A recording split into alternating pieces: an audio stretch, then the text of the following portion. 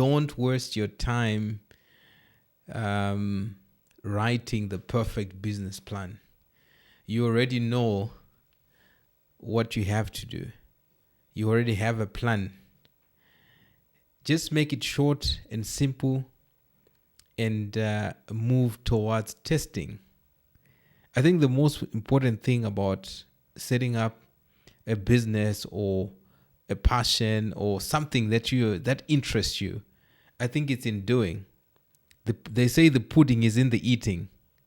So you better start getting your hands dirty rather than, spending months in and out and going on AI trying to perfect a business plan. I've realized one thing over the years. I've written so many business plans.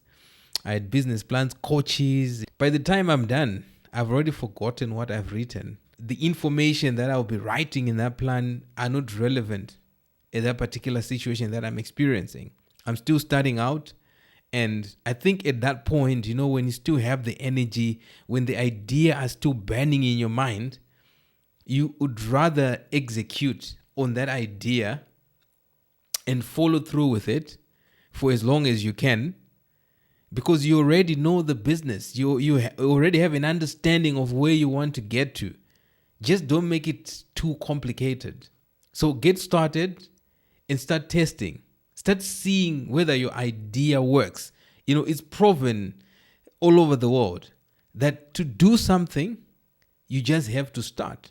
Start executing, and there is no bank that will be ready to invest in you. And I remember back then we were thinking, I need to raise funding. I need to look for investors on an idea. It's rare to get an investment on an idea. It has to be a proven business concept, something that is already working, something that is foundation, something that now, when you're already in there and doing the work and executing, and when you transfer it on paper, it then begins to make sense. Then you walk into a bank, you're able to explain the idea because you are now living the idea.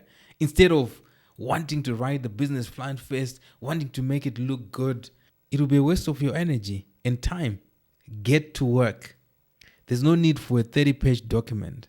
There's need for you to work, begin to understand your idea, begin to understand how it works, and you continue developing it. Sometimes you can write a vision from the onset. You know what?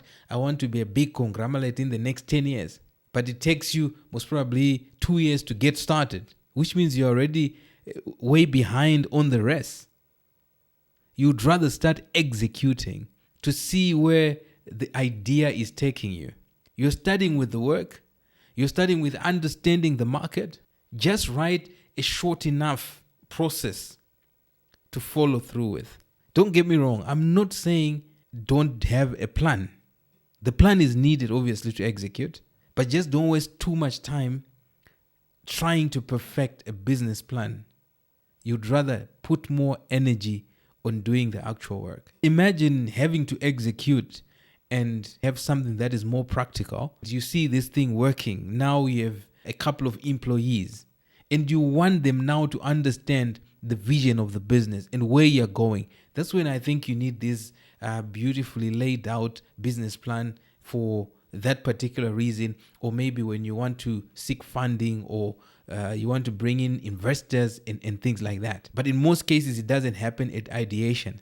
At ideation, you just need to do whatever it takes to make sure you prove your idea, you prove your concept, that it works. Then you move on to setting up the business plan. So the key things that I would recommend would be understand the product. What product do you want to sell in the market? Clearly have an idea. Focus on the core features and benefits of your product.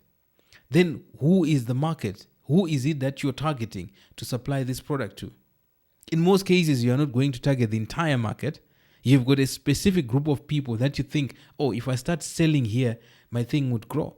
This could be a passion. This could be a product. This could be a service. Then begin to focus on that market. Then from there, you need projections. What am I expecting as I start? Obviously, after doing it a couple of months or a year or so, you begin to know the expectations from the business. So when we started this transport business, which was last year, I wrote down, I think, a 2-page document We just clearly highlighted what I'm talking about: the product, the market. And we had to agree on the market. We had one market that we were targeting, and I had to come in with another market and say, guys, let's look at this option. Does it work? Let's prove the concept. And as we do the work, we discovered, okay, there's a gold mine here. And we start pushing on it. We set a target to say, okay, by the close of this year, we should have achieved X amount results. But by the close of last year, we had not achieved the set goal. Now we are at a place where we understand how things really work in the real world. And it makes it easier now to come up with a business plan that is realistic, financial projections that are realistic. Otherwise, when you start by doing it and you see things not working, you get disappointed. But when you have a proof of concept and how long it's going to take you for that concept to come to life, then you are now in a position to make something that works. So in this whole spectrum, you also understand, okay, we've got these big competitors. I'm not worried about that because I'm only targeting this small niche right here. So the focus at that particular moment, I think, is to perfect the product, perfect the service the best way you know how, and just zero in on that target group that you're targeting. And as things begin to happen, you begin to build into other platforms, you begin to advertise on socials, you just begin to make your presence felt in the market. When you begin to do that whole process of testing, then you start looking at the business plan itself. As you test your products or service in the market, the plan will get clear, and that is the point you have made some money. In most cases, when the plan begins to get clear, you say, oh, okay, there's a gold mine here. That's then the time now you need to engage into setting up this plan. And the way you can do it is you can then now invite a consultant who will help you come up with a streamlined business plan, which is easy to execute. Because when you do the work long enough, the plan is already there. So let's focus on developing the plan. Put your business plan in your drawer, begin to understand how things operate.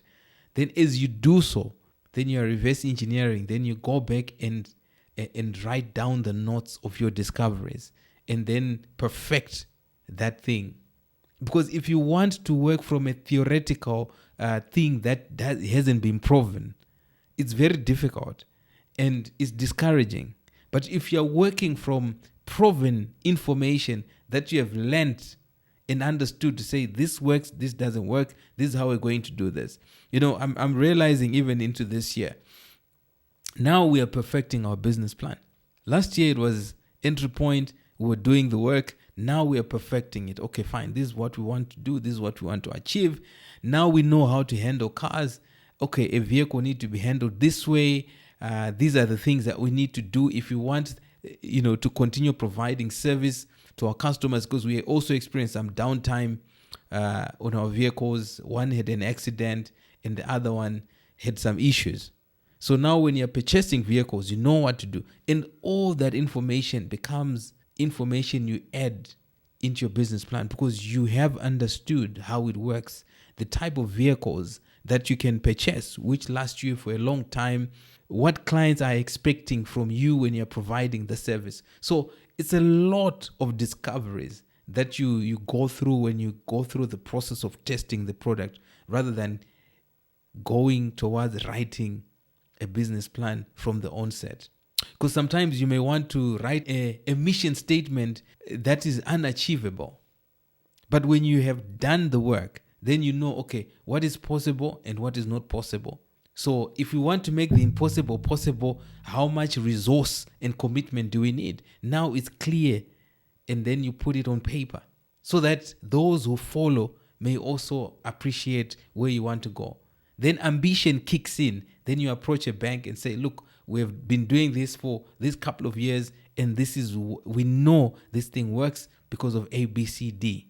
It'll be easier for you to explain your business plan at that level. But if you start by doing it because you want to raise money, that's the wrong way. In most cases, you start a business not by the money from the bank, You do with the resources that you have.